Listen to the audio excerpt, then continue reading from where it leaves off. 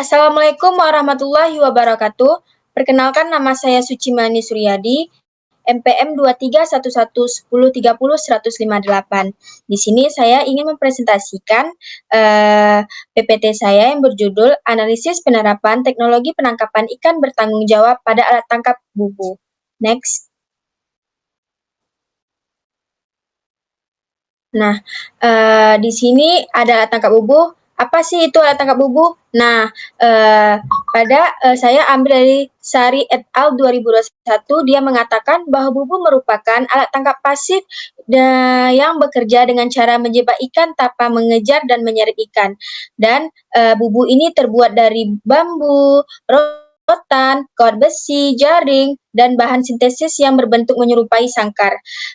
Dan bubu ini memiliki satu atau lebih pintu masuk berbentuk corong yang memudahkan ikan masuk tetapi sulit untuk keluar kembali. Bubu ini dioperasikan dengan memanfaatkan perilaku alami ikan yang tertarik pada umpan atau mencari tempat berlindung. Banyak digunakan oleh nelayan tradisional karena biaya pembuatannya relatif murah, mudah dioperasikan, dan dapat digunakan berulang kali. Tersedia dalam berbagai bentuk seperti bubu bambu, bubu kawat, dan bubu lipat, serta kondisi perairan. Next. Nah, target dan hasil tangkapan. Sari et al. 2021 mengatakan target utamanya itu ada kakap, kerapu, baronang, rajungan, kepiting, dan lobster. Tapi lobster ini hanya di wilayah tertentu saja.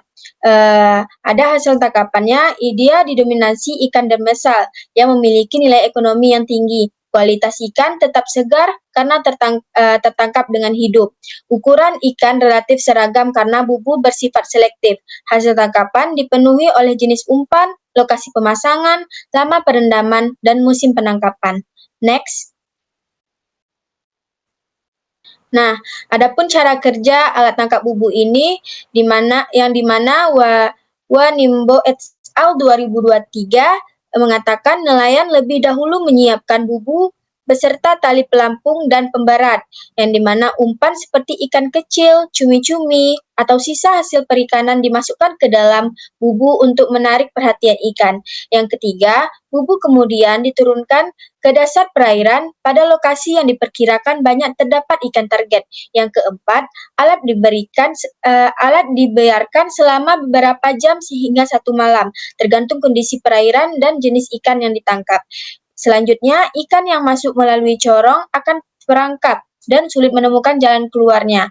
Setelah waktu perendaman selesai, nelayan mengangkat bubu dan mengambil hasil tangkapan, dan hasil tangkapan tersebut kemudian disortir berdasarkan ukuran dan jenis ikannya. Next.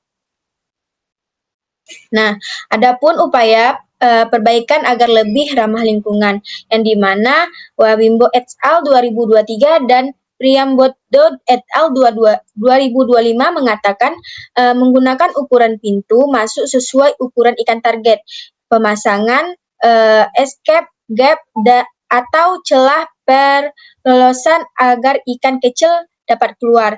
Selanjutnya itu menghindari pemasangan bubu di daerah pemijahan, mengurangi jumlah bubu yang dipasang secara berlebihan, menggunakan bahan yang mudah terurai dan atau ramah lingkungan, memberikan pelatihan kepada nelayan mengenai teknik penangkapan yang bertanggung jawab, dan melakukan pengawasan dan evaluasi penggunaan bubu secara berkala.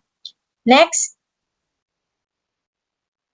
Nah, adapun dampak terhadap lingkungan dan bycatch.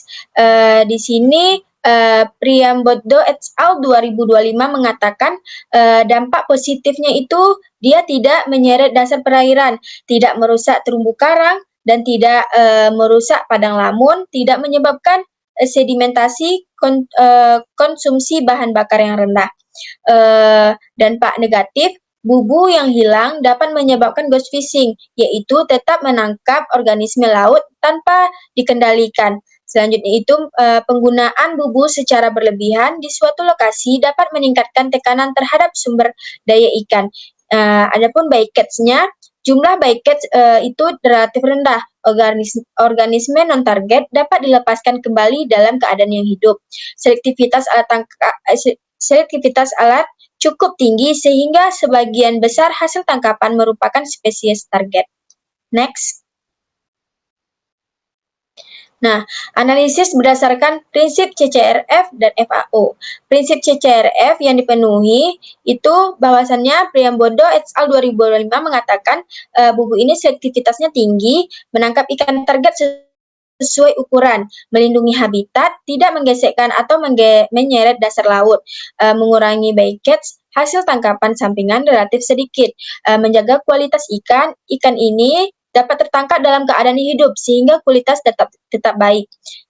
Ada keselamatan nelayan yang dimana pengoperasian sederhana dengan risiko kecelakaan relatif rendah dan mendukung perikanan berkelanjutan, membantu menjaga kelestarian stok ikan jika digunakan sesuai aturan.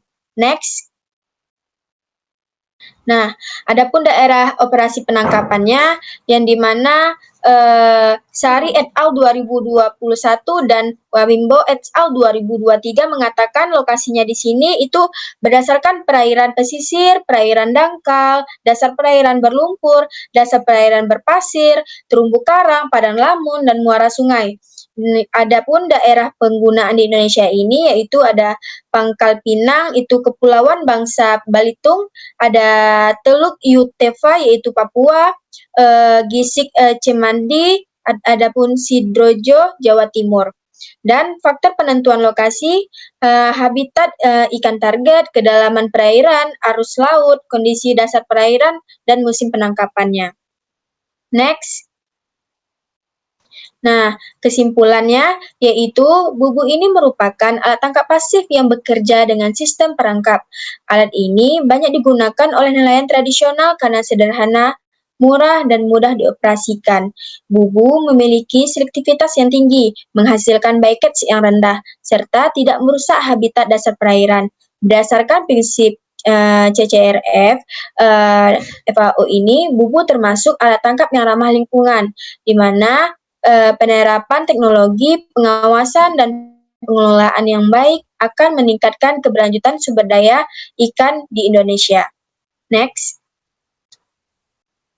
Nah, di sini ada daftar pustaka yang dimana saya mengambil 5 jurnal, yaitu ada analisis tingkat keramahan lingkungan alat tangkap bubu di Desa Gisik Cemandi, Kecamatan Senadi, Kabupaten Sidoarjo, Jawa Timur.